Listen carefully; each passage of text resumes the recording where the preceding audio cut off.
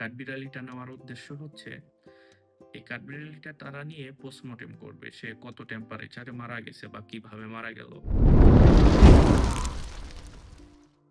আসসালামু আলাইকুম, আমি শিহাব, আপনারা দেখছেন এমডি শিহাব খান লাইফলাইন ইউটিউব চ্যানেল। অবশ্য আজকে কি বিষয় নিয়ে কথা বলবো এটা আপনারা দেখে ফেলেছেন তো অলরেডি। বিষয়টাই আসি, আসলে ইউরোপের মূল মজাটা কি জানেন? মূল মজা হচ্ছে এদেশে মশা মাছি কোনো পোকামাকড় আমার চোখে এখন পর্যন্ত পড়েনি। এটাই হচ্ছে এই দেশের মজা। তবে এই মজার পিছনে একটা করুণ পরিণতি রয়েছে। আপনারা সবাই জানেন যারা ইউরোপে বসবাস করেন, শীতকালে কোনো পোকামাকড় বা মশামাছি কিছুই দেখা যায় না, কিছুই চোখে পড়ে না। আমাদের খুব ভালো লাগে, কোনো পোকামাকড় বা কোনো মশামাছি কিছুই নেই। এর পিছনে যে করুণ পরিণতিটা, সেটাই আপনাদের মাঝে আমি আজকে তুলে ধরব। এর কারণ হচ্ছে শীতকালে যেই পোকা মাকড় মশা মাছি এগুলো সব ঠান্ডায় তীব্র শীতের কারণে মারা যায়। তো একটু চিন্তা করে দেখেন, এটা আমি বুঝতাম না। আসলে বোঝার কারণটা হচ্ছে আমি দেখলাম 2 দিন আগে আমার বাসার সাইডে একটা জঙ্গল আছে, ওইখানে একটা কাঠবিড়ালি মারা গেছে। রাতে মনে হচ্ছে প্রচুর ঠান্ডা পড়েছিল, এর জন্য কাঠবিড়ালিটা ঠান্ডা সহ্য করতে না পেরে মারা গেছে এবং মারা যেয়ে একদম সাদা বরফের মতো শক্ত হয়ে গেছে।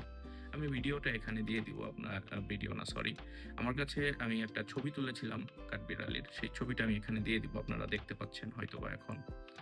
তো এই কাঠবিড়ালিটা মারা যাওয়ার পরে থানায় কল যায়, কারণ এই দেশের আইন হচ্ছে কোন জঙ্গলে কোথায় কতগুলো পশু কতগুলো পাখি, পাখিও হয়তো বা হিসাব করে রাখতে পারে না, কিন্তু কতগুলা প্রাণী কোন গাছে কোন জঙ্গলে কোথায় আছে এই দেশের সবকিছুই কন্ট্রোল হয় থানা থেকে।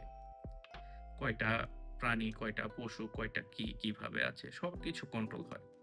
তো কাঠবিড়ালিটা যখন মারা গেল, তো থানা থেকে পুলিশ আসছে, আসার পরে দেখলাম যে ওই কাঠবিড়ালির লাশটা পুলিশ নিয়ে গেল। তো আমি তো জানি না, আমি যেহেতু এই দেশের নতুন, অনেকের কাছে জিজ্ঞেস করলাম যে কি হইলো ব্যাপারটা, কাঠবিড়ালিটা পুলিশ নিয়ে গেল এইভাবে।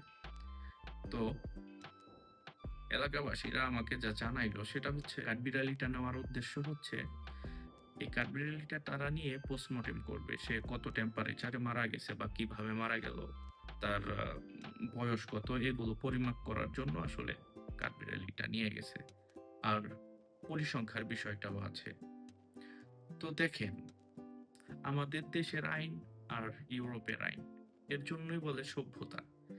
এদেশের প্রত্যেকটা প্রাণীর হিসাব আছে, প্রত্যেকটা প্রাণী কোন জঙ্গলে কয়টা সাপ আছে, কোথায় কোন পোকামাকড় আছে, সবকিছুর হিসাব, সবকিছু এদেশের কন্ট্রোলের ভিতরে থাকে।